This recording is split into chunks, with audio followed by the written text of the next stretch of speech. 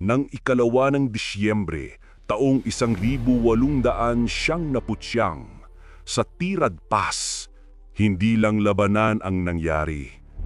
Habang inilalayo ni Pangulong Emilio Aguinaldo ang Republika, naiwan si Gregorio del Pilar, 24 years old, may 60 sundalo at kapalit nila 300 Amerikanong galit.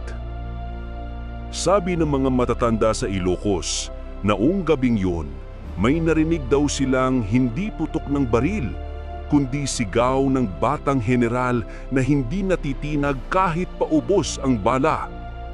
At eto ang nakakakilabot. Pagkatapos daw bumagsak si Goyo, tumahimik ang buong bundok, pero may iisang tinig na naiwan. Hindi iyak, hindi dasal, kundi bulong na parang galit, parang proud, parang naghahanap. Pilipino ka ba talaga? Kaya hanggang ngayon, kapag umakyat ka sa Tirad Pass sa gabi, may mga nagkukwento na bigla kang lalamigin kahit tirik ang araw sa baba. At kapag may narinig kang mahina pero malinaw na boses, "Salamat, Komandante." Aba, good luck na lang. Baka hindi ka na nag-iisa.